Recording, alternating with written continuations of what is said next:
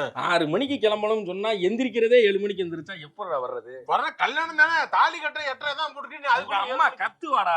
எங்க அம்மா எங்க? அப்ப போய் 3 நாள் ஆச்சு. அவ தம்பி வீட்டு கல்யாணம்ல 3 நாள் அங்கேயே பண்டூலியம் பார்த்துட்டு உட்கார்ந்துருக்கா. வா என்ன பண்றது, நங்கு நங்கு நடந்து வாடா. டென்ஷன் ஆகுது எனக்கு.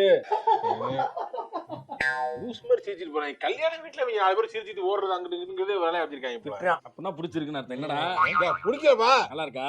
இல்ல இல்ல நல்லா இருக்கு. பாரு நல்லா பாடுறா. என்ன பாருங்கறீங்க? வீட்டுல பார்த்தா டக்குன்னு என்னடா சைட் அடிக்கணும் அடிக்க வேண்டியது, வெளிய வந்து பார்த்தா இங்க என்ன பாரு பாரு. டேய் உன்னை ஈவ் டீசிங் பண்ண சொல்லல நானு. உள்ள நல்லா இருக்கான்னு பாரு. நம்ம சொந்தக்கார பிள்ளையா இருந்தா பேசி பிடிப்போம்னு அந்த அர்த்தத்துல அப்படியா? நீங்க பார்த்து முடிவு பண்ணுங்கப்பா. என்கிட்ட வந்து இதெல்லாம் கேட்டுக்கிட்டு என்ன? எனக்கு பிடிச்சத நீ பண்றியாக்கு? ஏண்டா கல்யாண வீடு சட்டையை போட்டு வாடான்னு இந்த டி-ஷர்ட்டை போட்டுட்டு நாட் மை ப்ராப்ளம்னு வந்து நிக்கிற. இதெல்லாம் நான் கேட்டா பண்றேன். உங்களுக்கு பிடிச்சிருந்தா பாருங்க. என்னடா சிரிக்கிற, வெக்கப்படுறியா? ஐயய்யா இத போய் என்கிட்ட கேட்டுக்கிட்டீங்க. பிடிச்சிருக்கு நீங்க பாருங்கப்பா. என்ன பேசணுமா? பேசுங்க.